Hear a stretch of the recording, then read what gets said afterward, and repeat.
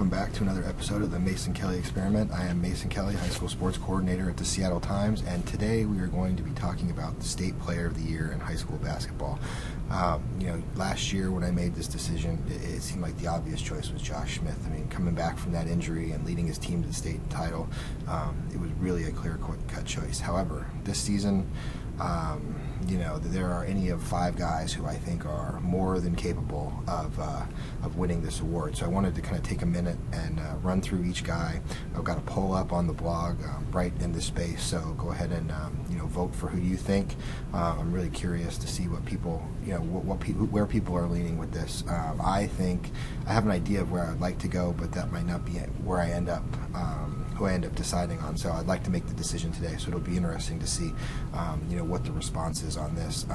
But there are definitely some very, very talented and very capable athletes who are up for this award. I'm going to go ahead and start with the guy who may have had the best tournament and really kind of played his way into a potential player of the year, and that's Gonzaga Prep's Chris Sarbaugh, who you see here. Coming into the state tournament, he wasn't averaging a ton of points. I think he was right around 14 a game.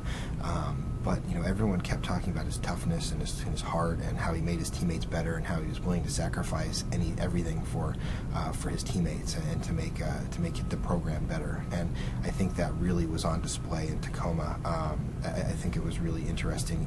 If you look at the players that his team beat to get to the title game, he outplayed a lot of guys on this list in that particular game. I mean, he had to get through Kent Ridge's Gary Bell, had to get through Garfield's Tony Roten Jr., and in the title game had to outplay Curtis's Devontae Lacey. So I think it is very interesting to see, how he wrapped up the season, and I think he really kind of put his talents on display, just showed how tough he is, how capable he is to hit big shots, that he can really play with anybody. So, he really impressed me, and just if you based it purely on state tournament performance, I think it would be hard to ignore him for potential player of the year. Now, the next guy on this list is familiar to everybody locally, and that's Garfield's Tony Roten Jr. And, I think as far as a pure talent goes, you can't ignore this guy. He did have a phenomenal senior season, and really from the beginning he seemed on a mission to win that state title. But what really impressed me about Tony this year was, when Garfield was eliminated from state title contention, and he took so much flack from people on Twitter and other places because it was sort of his mission to win. But so he had to face a lot of doubters after that, and to see the way that he came back against Davis and to help the Bulldogs secure third place, I was really impressed with that. Really had a phenomenal second half and was willing to give up the ball, switch from point guard to the post to help out his team, and really that was a huge turning point in that game. So you have to give a lot of credit to Tony for what he did.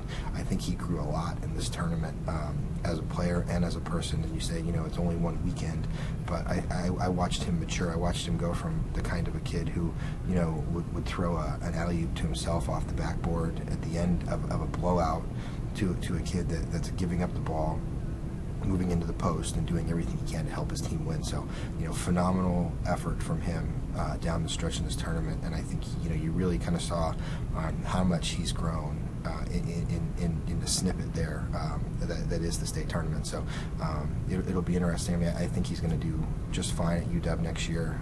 Like I said, I think he really has grown a ton and has really kind of played his way into the conversation where he could be our player of the year.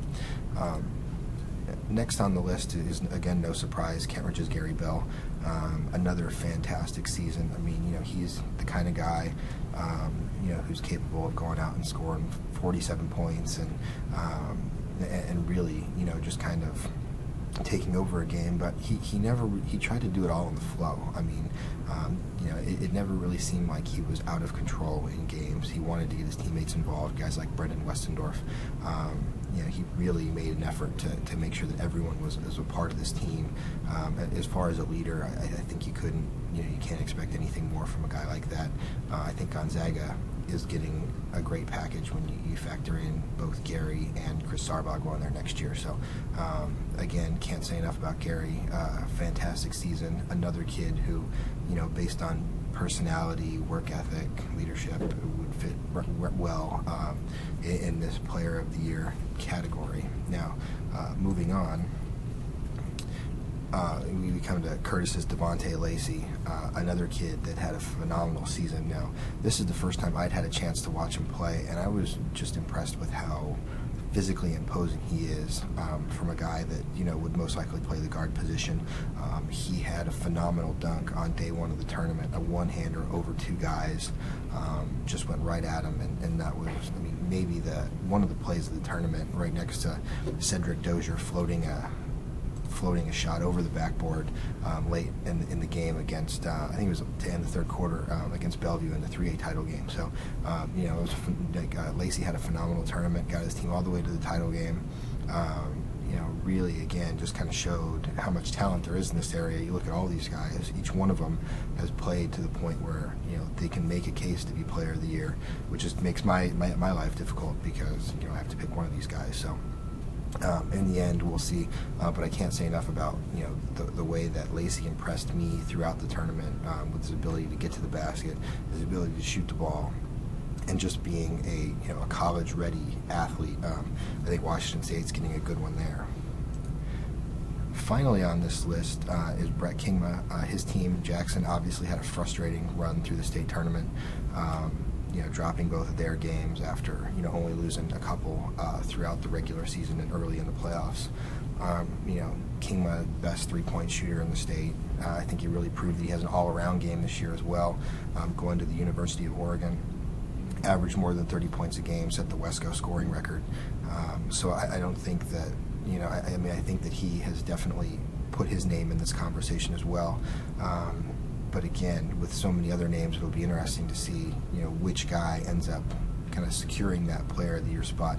I got a few more people to talk to, but I can't say enough about the season that Kingma had. It was a tough position to be in because they made it all the way to the title game last year.